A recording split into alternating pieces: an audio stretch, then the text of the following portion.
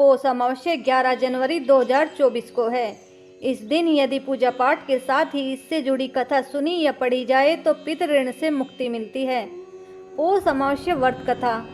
पौराणिक कथा के अनुसार एक गरीब ब्राह्मण रहता था। उसकी सुंदर, गुणवान और संस्कारी बेटी थी, लेकिन उसका विवाह नहीं हो पा रहा था। एक दिन गरीब ब्राह्मण के घर पर कुछ साधु आए और ब्राह्मण की सेवा से प्रसन्न होकर उन्हें आशीर्वाद दिया।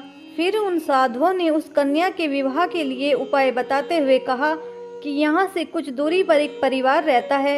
यदि यह रोज जाकर उसकी पत्नी की सेवा करे तो उसके विवाह में आ रही अड़चन दूर हो जाएगी। अगले दिन सुबह उठकर कन्या उनके घर जाकर साफ सफाई करके अपने घर वापस लौट आई।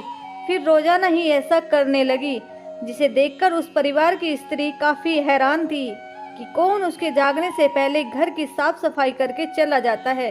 कुछ दिन बाद वह स्त्री समय से थोड़ा पहले उठ गई और उसने बाहर आकर देखा कि ब्राह्मण की पुत्री सारे काम कर रही है, जिसे देखकर स्त्री ने पूछा कि आप कौन हैं? तब कन्या ने उसे साधु द्वारा बताई गई सारी बातें बताई।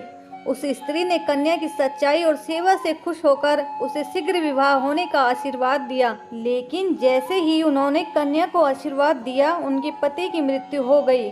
फिर भी उसने हार नहीं मानी और आंगन में लगे हुए पीपल के पेड़ की 108 परिक्रमा करके भगवान विष्णु से अपने पति का जीवन लौटाने की प्रार्थना की। उस दिन पौष अमावस्या थी। भगवान की कृपा से उसका पति फिर से जीवित हो गया।